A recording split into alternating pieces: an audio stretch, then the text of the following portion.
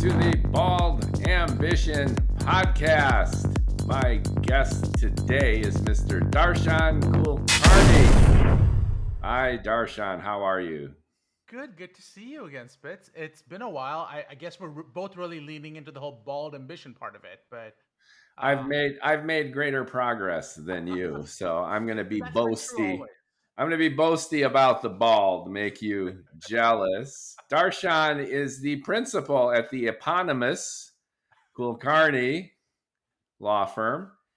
And I've known Darshan for a long time. We were the two alopecia challenged individuals crossing paths at ePharma, at DTC Perspectives, all of the major industry conferences. We've each done workshops, we've made presentations, we have nudged each other on LinkedIn and been the gadflies of digital health, digital pharma for close to 2 decades now, I think. I am advertising our youth and vigor with that statement, if not our transcendent wisdom therein. To be fair, I started when I was 3, so there's that. That's good. That that Yeah. is a, that is a good thing. Early training goes a long way, and So clearly you have. I'm now 23, considering for the last 20 years we've been doing this. So I Yeah. just want to be very clear to the audience. My youth should not be masked by my baldness or the fact that I do not look 23. All right. So in this case, we're going to lead with age before beauty as I'll launch the opening salvo here. You've been an expert in law, the regulatory compliance aspect of our variegenated pharma communications over the years. And a specialty, as I understand it, is in patient access, specifically using some of the tools and technologies of our digital ecosystem. The pandemic, as we know, redefined how we live, and the vestigial tissue of the pandemic is virtual communications. We are doing this podcast virtually. Patients and physicians are connecting through telemedicine like never before. It's become normalized. I won't necessarily say that it's routine, but the metrics are there to substantiate its significant adoption and ever increasing adoption, it looks like. And you've been active in that space in particular. Do you want to give us a little overview as to how you're looking at the landscape, how you've been participating within it, and ostensibly how you've been making it compliant for the companies participating in it, with the end goal, which has been our mantra from the beginning, of heightening public health, patient security, etc. I'll say one thing, Spitz. I I tend to think that I have a really good vocabulary. You really make me look bad. Like that's an You're the lawyer. I know, but I'm the podcast guy here. I I'm just pointing out that at one point I was going, I hope I know what the word eponymous means. But I'll have to come Well, back. you should. It's your firm is named after, is it named after your uncle? No, my uncle Kulkarni was not available for this. Oh, Uh, that's too bad. So you're gonna have to pinch hit. I am gonna have to pinch it on this. So I think the way. So for those people who don't know, my name is Darshan Kulkarni. I'm an attorney, but also I'm a pharmacist, and I have a master's in quality assurance regulatory affairs. Reason all of that's relevant is um, I'm finding ourselves um, entering a new world around how patients engage and expect to get their drugs. Going back all the way to like 2015, 2016, when Amazon bought its own pharmacy, I coined the term Amazonification of pharmacy. And the idea being, you know what? Patients are now going to expect their drugs to come to their doorstep. They don't want to go out. They don't want to step out. The whole Walgreens methodology of at the corner of happy and healthy. No one wants to go to the corner of happy and healthy anymore. And that's why Walgreens is struggling. So is CVS. people want it at their house when they want it. So we saw this rise in delivery of medications, and that was great. And then you had COVID come in, and COVID sort of changed what we were looking at. And what COVID said was that you can't go to the doctor, so let's get the doctor to come to you. So telemedicine took off right around then. At that point, you had the GLP-1s, your Ozempics, and your Wegovy's of the world um, come out and essentially say, what we're going to do is we're going to be able to cure weight gain, or at least address weight gain. And to be clear, I don't work for either one of those two companies right now, but neither Novo nor Lilly. But the truth is that it was such a blockbuster, and people, let's be honest, we were all getting fat sitting at home. I know I was. So the moment someone told me that there's a cure and I don't have to go to the gym, you sold me. But the result of that was there was a massive national shortage on those drugs, and compounding pharmacy stepped in and they said, you know what, we're going to do things that drug companies couldn't do. So drug companies tend to be a little bit more conservative, and they were like, well, you don't know the rules around this, and it's really complicated. And there were smart people like you, Spitz, who were guiding these drug companies on how do you market in a compliant way when the rules are clearly established. Meanwhile, you have these telemedicine companies go, how do you market in a way that where the rules don't say you can't do something? So it's the exact diametrical opposite viewpoint on something. You were looking at, here are the rules, here's how we play in there. They were looking at, there are no rules, so what are the actual guardrails that prevent us from saying something? I have one quick question. Yeah. You're connecting a supply challenge Yeah. with the modality, Okay. and I'm not quite clear about that connection. So, just to Sure. summarize, if I'm hearing you properly, the evolution of telemedicine was natural, and one would say almost inevitable and organic following the pandemic. So you had more Yeah. and more patients relying on virtual consults, virtual experiences with their physicians. Check, check. Got it. Yep. In parallel to that, we had the GLP-1s Correct. revolutionizing our very definition of the blockbuster drug. It was no longer a statin, but it was weight loss medication, basically. And Correct. they've been amazingly successful. Correct. There's hardly a person I know who's not banging the GLP. Great. So great. But what's the connection between the supply challenge and the modality? So supply challenge was that the connection. Thank you for setting that up. The supply challenge was based on the idea that we need to. Drug companies said that we can't enter that space because we don't know what rules to apply. Compounding pharmacies were happy to get in. The result of that was at some point around 2022, the FDA said shortage is over, and compounding pharmacies, theoretically, you need to step out of this space. So Lilly and Novo at that point said, wait a second, these guys have figured something out. We want to use that same pathway of connecting directly with patients.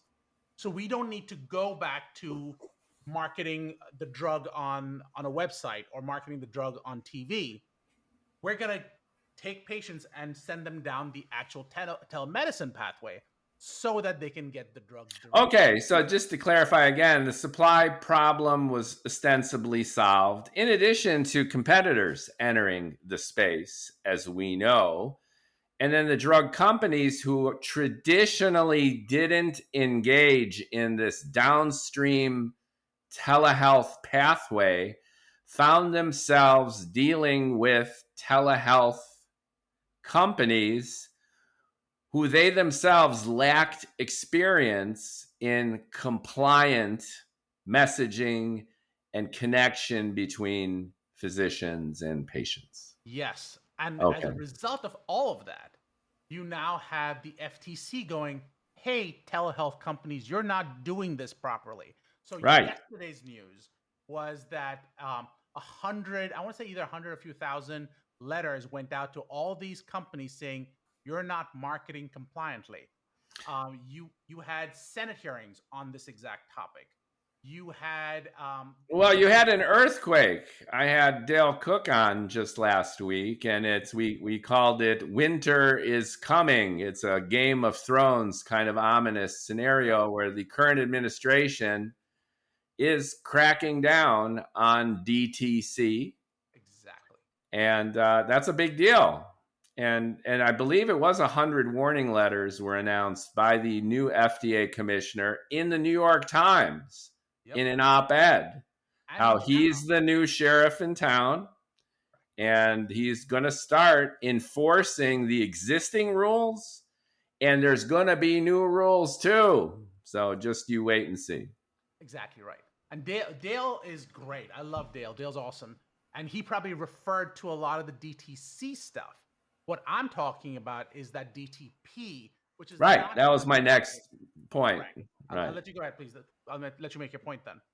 No, I was just going to pass the baton to you, which is Dale and I had a DTC conversation, and you're a nice bookend with HCP Yep. because we're talking about the physicians, and we're talking about the physicians through this newer modality, which is enhancing access, but doing so at some risk.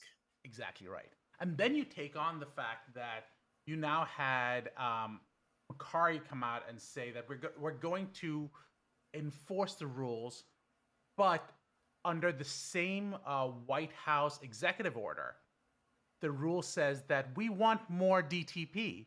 So you're at the same time going, don't do this non-compliantly, but please continue to do this. Yeah, and by DTP, just for our listeners, Direct to direct patient. to patient Correct. communications. Right. Engagement. I call it engagement because it's not just the communications. It's also Right. delivering the product. Right. So to me, this is a game changer because pharma's operated in silos, and the silos are breaking as we speak. And what is the impact of that? One measure, it's not of confusion, but clarification. And I apologize for interrupting because I think it's foundational. And I think our listeners might be curious too. Yeah. When we're dealing with DTP Mm-hmm. engagement in Yeah. all of its variegated forms, it's been happening for decades. Mm-hmm. So, how is it qualitatively and even quantitatively different at this point in time? What's the difference when we're talking about telehealth or telemedicine or any of the modalities that you're going to get into? Because many of these have been around for quite some time too.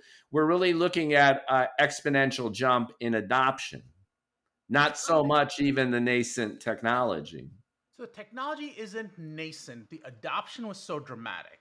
Then you connect. It was combining all the different pieces together. So telemedicine existed, and marketing existed, but marketing off the telemedicine didn't exist in the same way.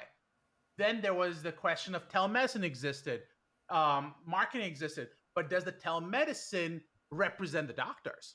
So it was all the downstream effects that were not completely considered. And who takes on the responsibility of the downstream effects? For example, if you are the pharma company and a telemedicine company comes to you and says, we have 15 doctors, who are you responsible for? Are you responsible for yourself, for the telemedicine company, or the doctors who work for the telemedicine company?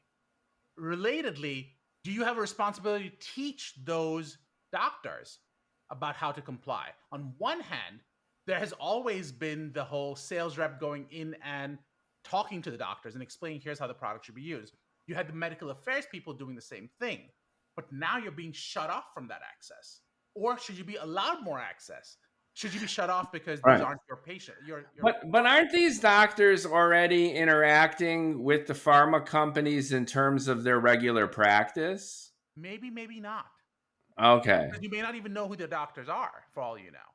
Okay. And then the touch points vis-a-vis the patients, which is really the area of risk and contention, a lot of these are new, which is the telehealth, telemedicine companies who are hosting these physicians Mm-hmm. to assist the patients to gain access, Yep. ostensibly to some of these big blockbuster drugs. Mm-hmm. Mm-hmm. This is relatively new. This is relatively new. So then how do these telehealth, telemedicine companies engage with patients? That's the nut. So there are a couple of different nuts there. So Okay. one is, how do they engage? But who creates the engagement? For example, if I was Lilly, if I was Pfizer, if I was Novo, can I start directing those patients to that telemedicine company? Because a lot of them are. They are now creating campaigns to direct you directly to Okay. the So this is a news flash because, and again, correct me if I'm wrong, pharmaceutical companies historically have a bit of a firewall between themselves and the providers. Exactly. So what happened?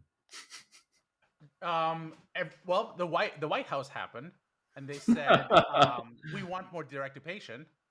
The the COVID happened, and direct to patient already happened.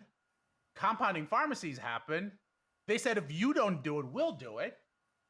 Telemedicine companies happened. They said we know how to set it up. We've done this now for years. Do you want in or do you want out? Because we're still going on.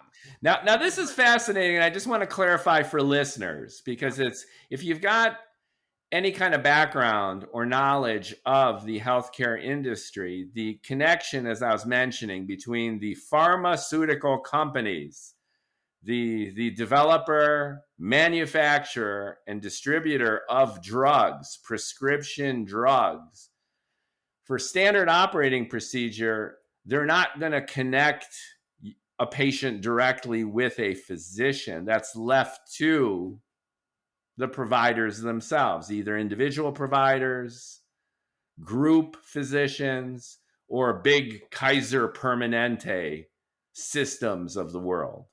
That's how it's been done.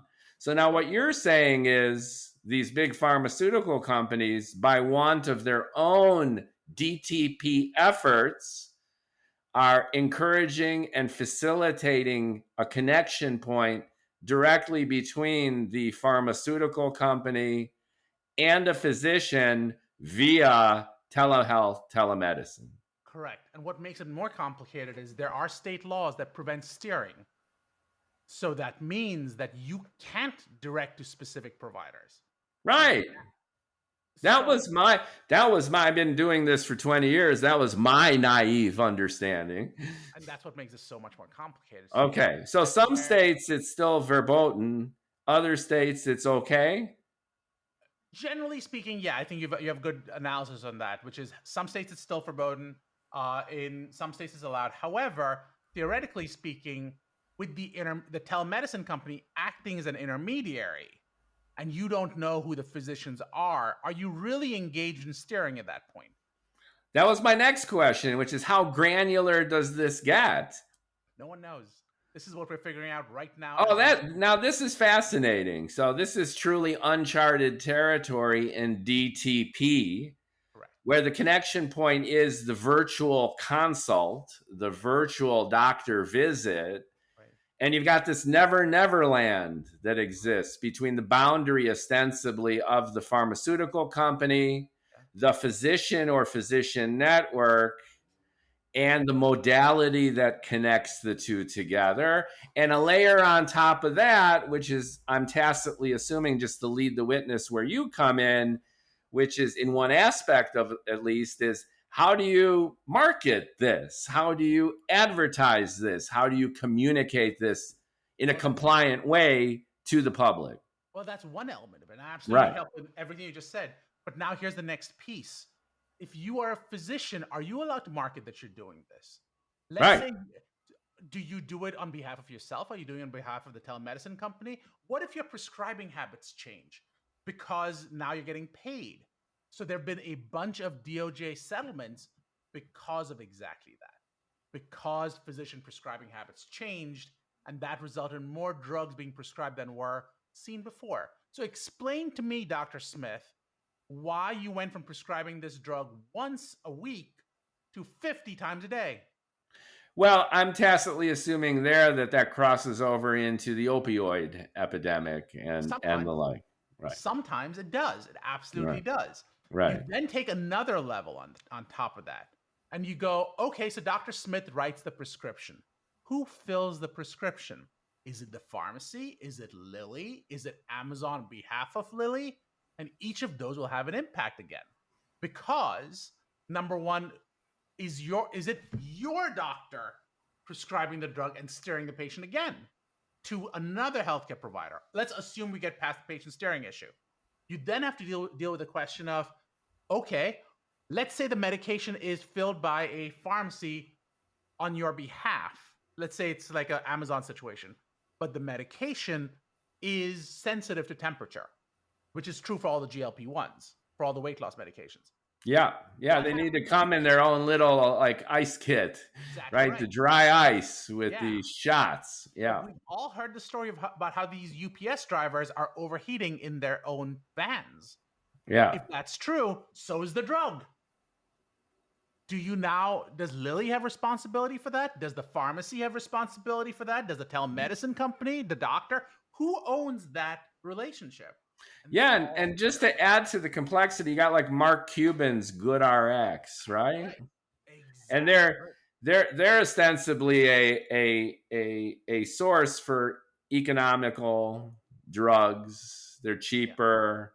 They ship, they do. right? So They what do. if they start, and I'm sure they're thinking about it, having their own physician staff, right? I What fully about agree. Amazon? Amazon owns its own pharmacy, by the way, and they own Right. their Well, own I'm healthcare just provider. saying, crossing, crossing the boundary, pharma, provider, Yep. drug company, Yep. distribution modality. And if I'm hearing you correctly, this is all the wild, wild west. There's really no structure or limited structure for clarity. Is that Correct. correct? I think that's the argument. The argument is that it's unclear. And we as lawyers do a great job taking something that's relatively clear and trying to make it more ambiguous. And the reason I say that is because people would say that the the FDA has clear jurisdiction over prescription medications being marketed. There's been very little argument that the FDA does not have the ability to stop someone just because they're a physician from marketing a drug for off-label uses. If it is at the level we're talking about. So there's nothing wrong with a physician saying, I am treating weight loss. FTC comes in, they regulate that. But the moment you say, check out drug X, isn't it amazing? It's the best drug. It'll make you lose 30% of your weight. Most people did that during COVID, for example, with silver. And they said, this will cure silver. And the FDA came in and stopped them. But somehow, if it's GLP-1s, the FDA says, we don't actually have clear jurisdiction over it.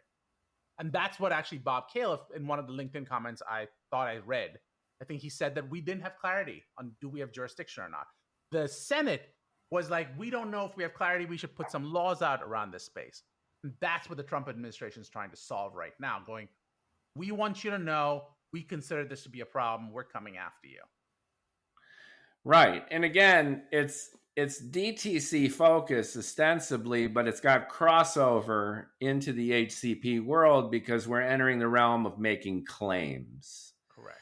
And then a physician office is a business in its Right. own way. And if they're making claims about FDA regulated drugs, then it's back in the bullseye. And if they're doing it in a manner in relatively uncharted territory, like you're just describing, hi, I'm Dr. Spitz. I'm your alopecia expert. Right. Yeah. And I've got this amazing new mega Rogaine like drug that'll instantly grow hair. Look at what it did to my eyebrows. See? Just overnight. I'm making all these claims, and then I'm doing it in a manner where I would love to have a virtual consult with you. Yeah. And I'm working directly with the pharmaceutical company. So I'm just compounding Exactly. all of these variables into a worst case scenario for a compliance attorney like yourself. Correct. And that's exactly what I help with. I help with sort of teasing out the different elements. And every company who comes to me goes, so I've literally had weeks, but 3 separate clients came to me in the same week going, "You've never seen this before. I assure you, no one's done this before, but we need someone who can understand this." And I'm going, "You're the third client this week to say this to me." And it's the same exact model. It's not new, but here are the rules we need to tease out. Each one has their own variant on it. One person will say, "You know what? We're not doing it with GLP-1s. We're doing it with a wellness product. So now we're not actually a medical device or a drug company anymore. We're wellness, but you make the same exact claims. Are you not? Today I'm a pharmacy. Do I have to follow the same rules, or is it the State Board of Pharmacy that regulates me? Tomorrow, I don't fill the prescription. Another pharmacy fills it. Does that change the rules for me?" Like, there are so many different nuances, as we just discussed. Each moving piece has a completely different, has an impact, upstream and downstream ramifications associated with them. And marketing is one element of it, but it's not the only element. Go into a few more details about beyond just the marketing. What other aspects are impacted? Just as an example, adulteration. We talked a little bit about if the medication would fall within the jurisdiction of the FDA if a pharmacy violates the prescription, the delivery of it. Because theoretically, that would be under the State Board of Pharmacy, not the FDA. Let's move past that for a second. What about patient privacy? Who owns that relationship? Yeah, that's one aspect I wanted to get into, inclusive of PHI and HIPAA and all that good stuff, right? So the question is it really even subject to HIPAA at the point of having the patient go from website A to telemedicine company 1? Technically speaking, they did not reach out to a healthcare provider. They reached out to drug company. So the drug company does not have PHI at that moment because it was just a general solicitation for information. They were then directed to a telemedicine company. That telemedicine company at that point connects them to a healthcare provider.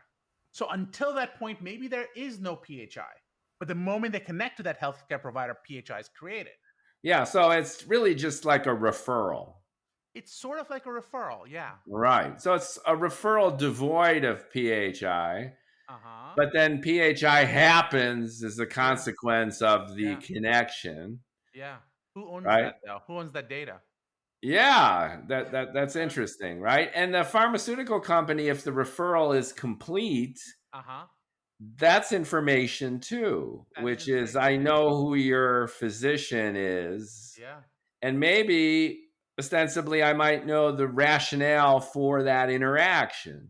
What you don't know is if the prescription was filled, though. Or not, right? But you do know an awful lot about the patient already. You do.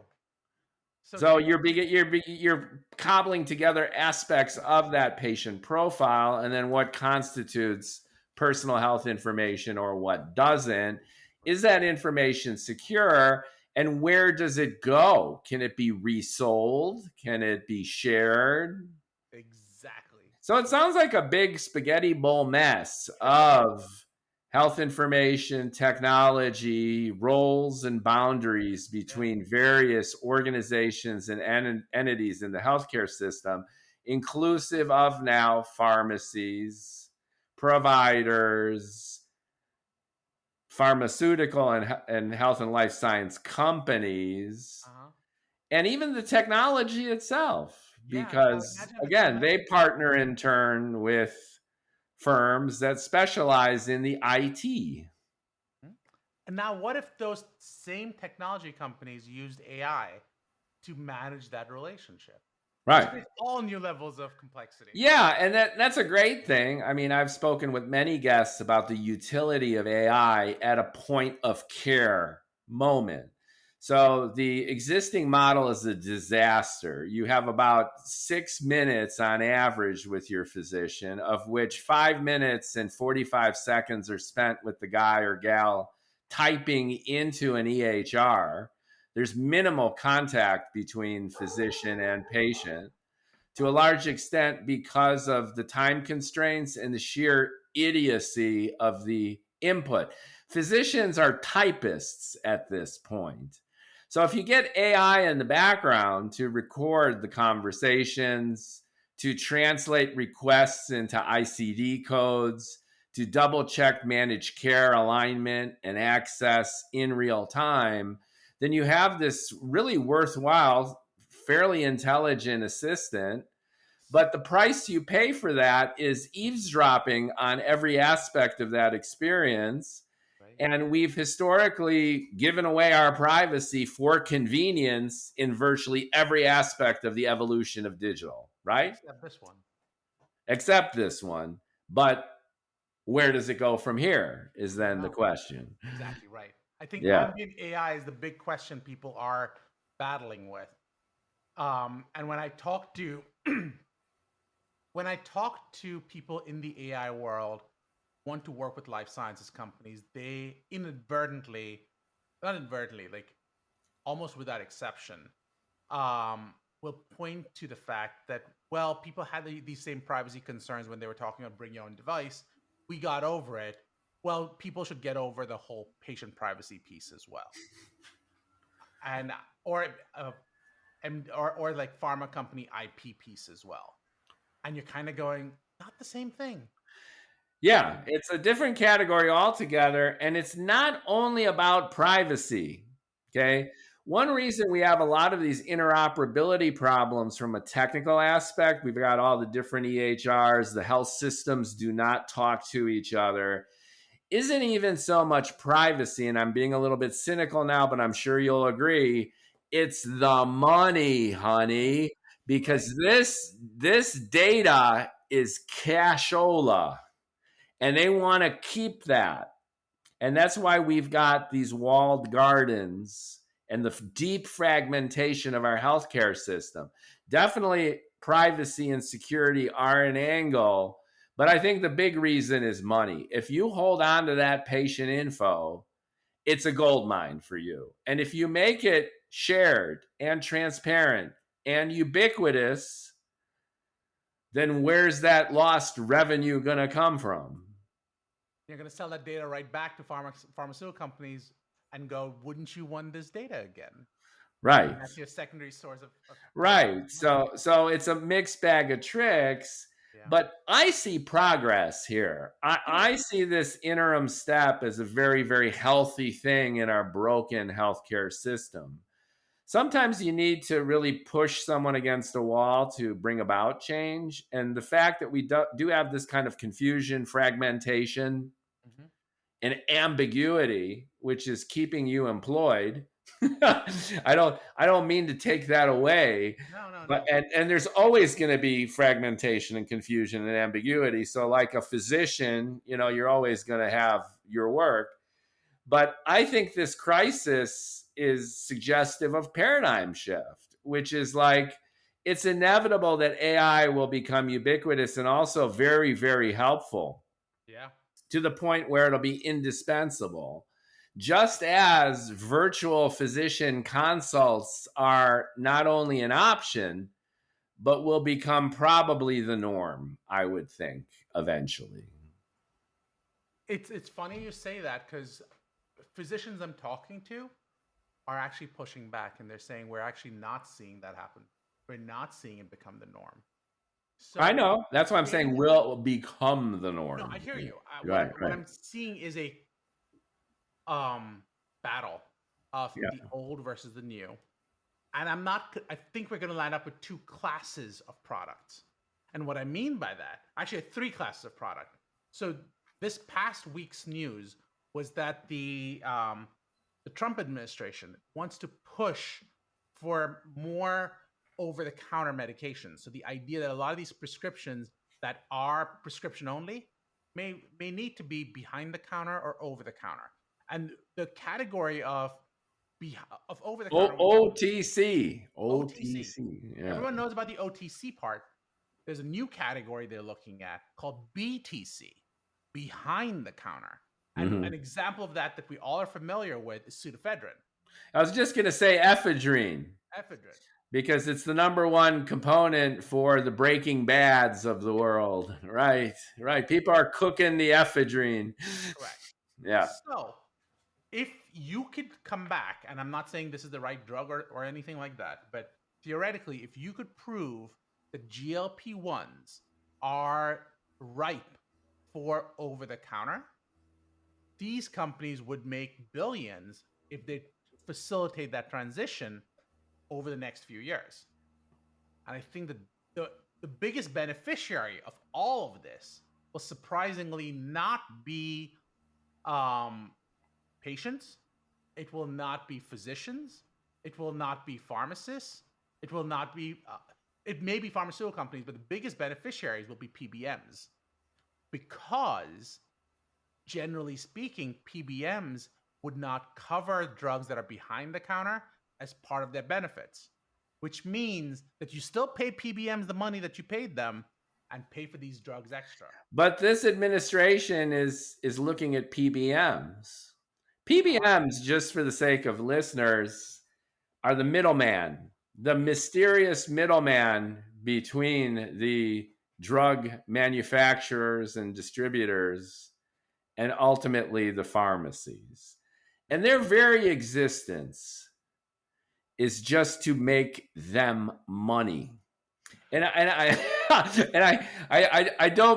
don't mean to disparage an entire vertical, um, but educate me as to the value of a PBM. Let's pretend you're a PBM lobbyist, and there are many of them right now on yeah, Capitol Hill, staying at the Trump Hotel, yeah, buying crypto.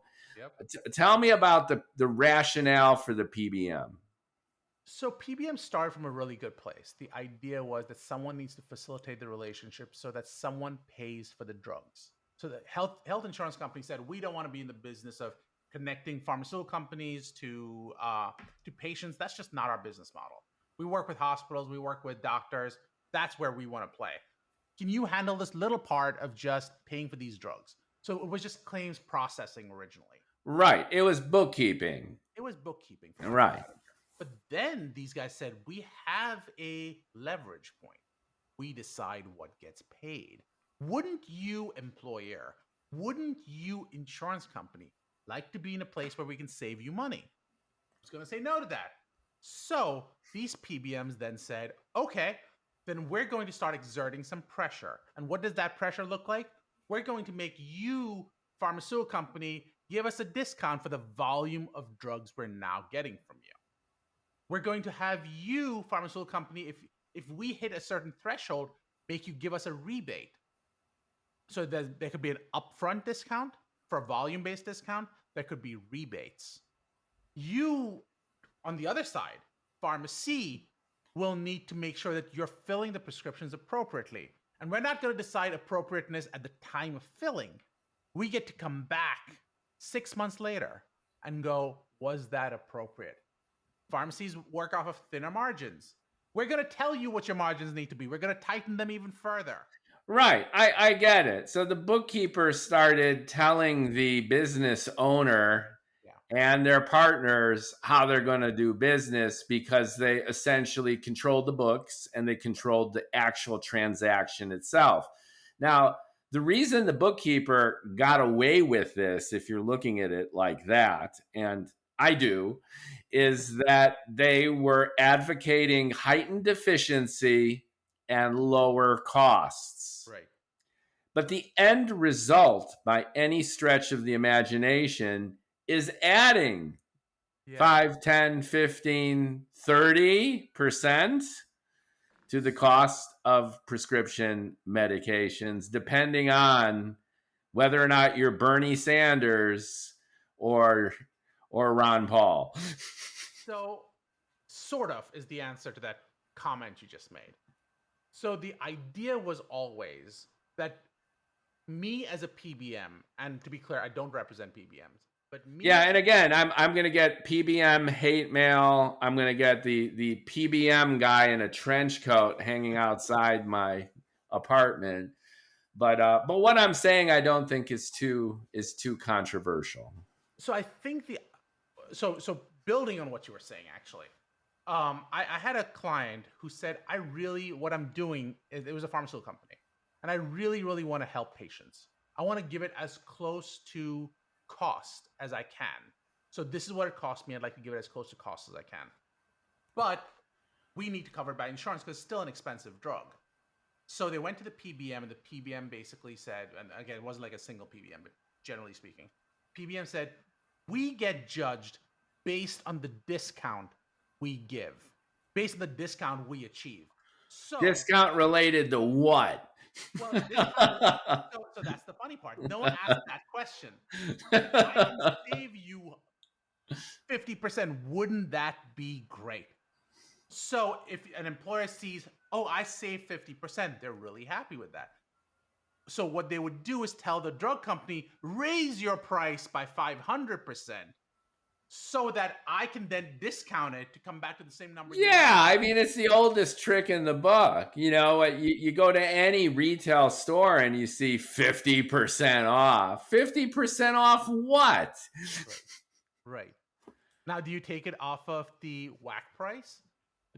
They're like a bunch of different prices, ASP, WAC, bunch of different ways to measure cost. Right. But the point overall became, am I as a PBM actually saving you money? And to that point, Mookie, I think I would argue most people don't think that they are. And I think that's a fair Yeah, argument. I would say categorically they've boosted cost overall without providing much, if any, value at this point. But the question is, cost to whom? Because they'd argue no one's actually paying those heightened costs anyways. Or a very small percentage are. Yeah. And we're familiar with that kind of shell game too. And again, the point of this conversation isn't to disparage the PBMs per se, but it is to illustrate the spaghetti bowl complexity of the supply chain. Correct.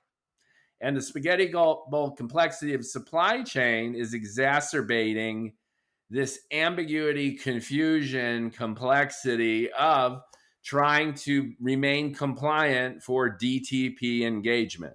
Correct. Exactly right. And added to all this, and now that we've, shat on the PBMs, I just want to get your take on the managed care aspect, because the pharmaceutical industry has taken the brunt force of the public's outrage regarding healthcare costs overall. And this is reflected in action taken by politicians. There's not a single politician on either side of the aisle who hasn't said disparaging things about the pharmaceutical industry because of cost. To be fair, do we not deserve it though? Yes, but I just want to highlight that one reason that drug prices are so high, I would venture to make that assertion, is because managed care doesn't want to pay for them.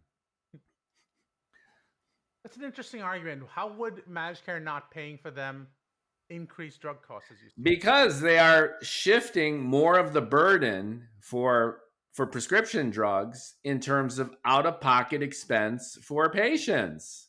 Look at everything that managed care covers, let's say in a hospital system for a hospital stay. How much is one average night in a U.S. hospital? How much is the last week of the average person's life in terms of managed care expense, in terms of billing, in terms of the overall healthcare system? And what percentage of that is caused by drugs per se? And if you do the analytics of that, I would venture to assume that patients bear a disproportionate burden of cost when it comes to pharmaceutical treatments as opposed to other forms of healthcare. It's an interesting theory. I'm just again, and I'm not trying. That's not our focus. No. But I'm using this to, in addition, illustrate the complexity, ambiguity, and fragmentation of our managed care infrastructure as well. And if we're pointing blame, it's the PBMs in the middle, and it's not just the providers and the pharmaceutical companies. But I am stunned the extent to which insurance companies have gotten off the hook, the murder of one of their CEOs notwithstanding. Right?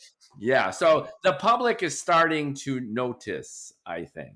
I think the public has noticed for a while. They're Yeah. exasperated, Yeah. and And they're over it.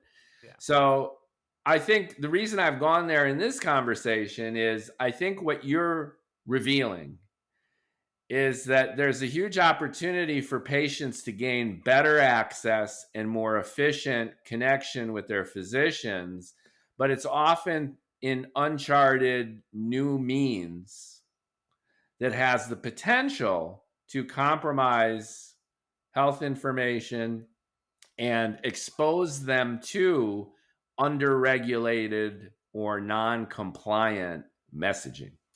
Is that a fair statement? I think that's generally a fair statement. Okay. All right.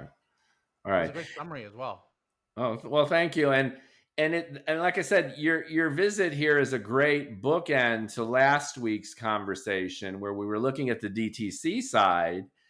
And the takeaway there is that none of the foundational rules have changed as of yet, but there's an overt, beyond a hint, a categorical statement that they will be changing, and the direction in which they will be changing would be stricter, not more lenient, Correct. and more rules, not less, Yes, I think those are for clear.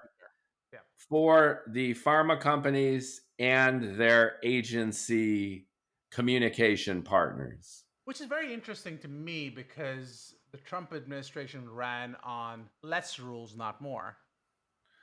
Yes, and then this is a tangential conversation about the relationship between the Make America Great movement overall, embodied by one guy Sure. and his whims, and traditional GOP politics, which skews more toward the libertarian angle when it comes to fiscal responsibility, at least overtly, if not in practice, Right. and the boundaries and size of government. And what we found with the Trump administration is that it's the power of the executive branch is exponentially increased to the compromise of the judiciary, or at least their collaboration, if you will. The Congress is more or less mute and impotent, and the government is exploded in its reach in particular areas, including here, where the FDA has now become supercharged, even though their staff has been gutted. So, on the one hand, you have departments that are being doged in this traditional Republican spirit of less is more. And on the other, the power of the presidency and the reach of the executive branch is beyond all measure, going all the way back to FDR. Yeah. So you're highlighting the paradox of our current time and its internal and intrinsic contradictions, and to a certain extent, its ad hoc nature, which is we're going to pick and choose where we're going to be hyper invasive, and other areas that we're going to neglect completely, like the EPA and monitoring pollution will no longer happen.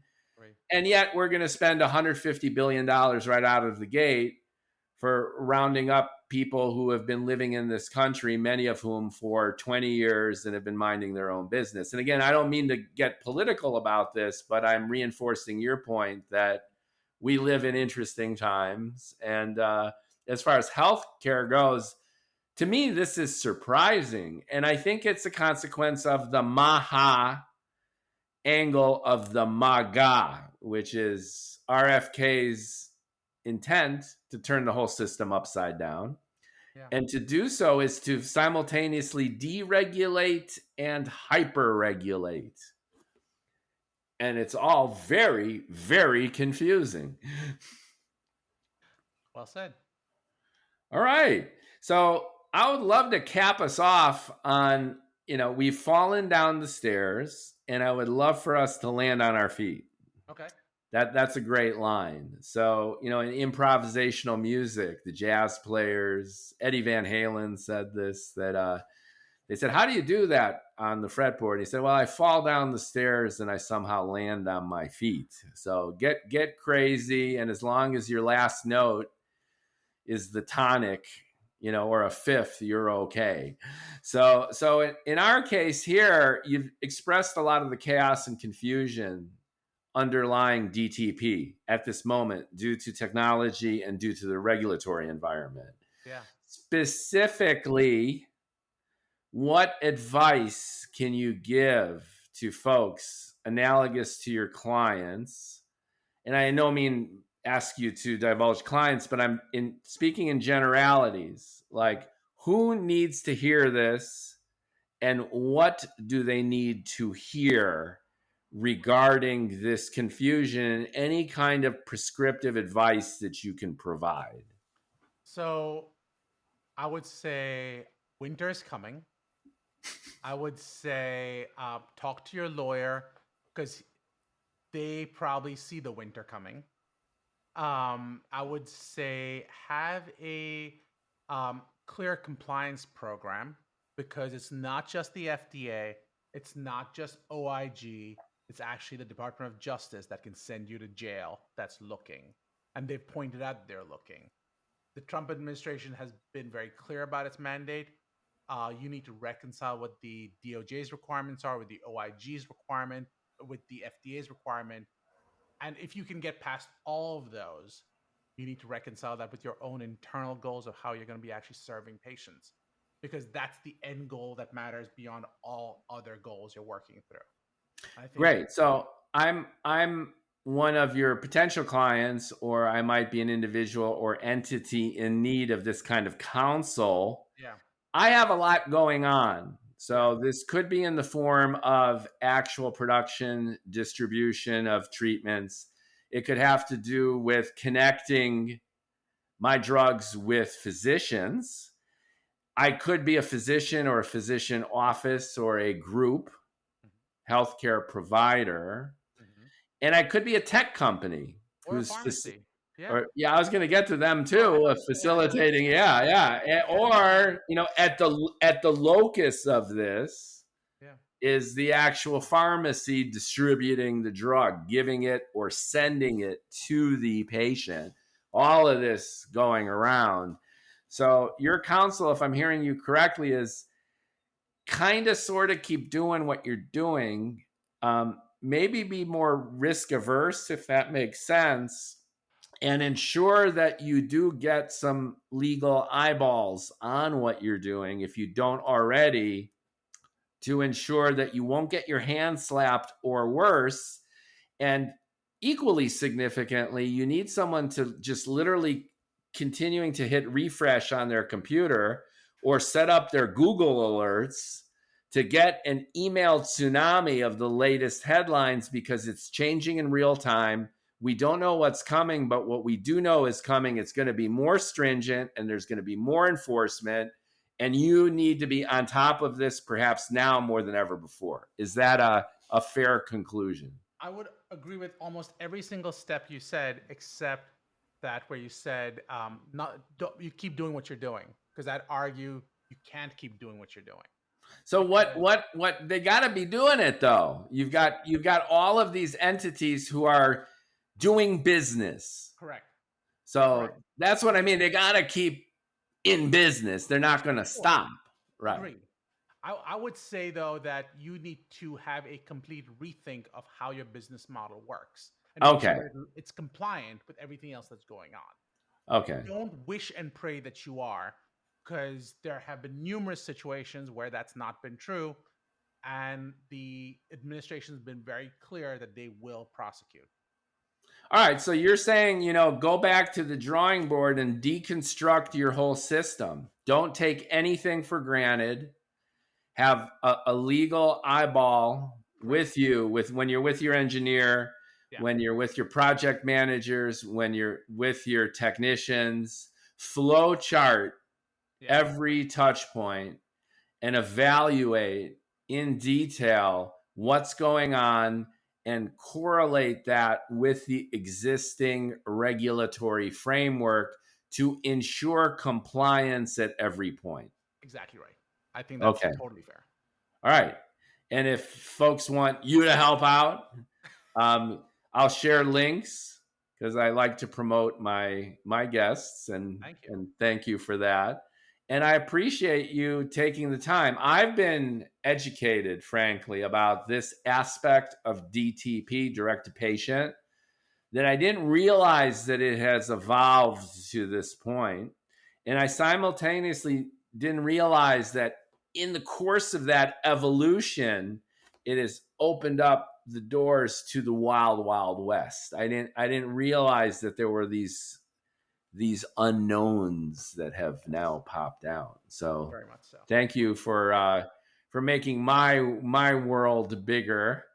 And let's see what happens. I'd love to have you back on 6 months, a year, who knows? Everything's happening so quickly, to see how we might land on our feet after falling down the stairs. Because clearly, based on last week's conversation and this one, DTC, HCP, and everything in between, we are now currently in a state of falling down the stairs. How we land on our feet is a mixture of our preparedness, but also the floor as it's being tiled up based on the new administration. Agreed. Thank you for having me again. Awesome. Thanks so much, Darshan. Take care. And thank you for listening to the Bald Ambition podcast. I'm still your bald host. Not my fault. And like, comment, share. We would love to hear from you.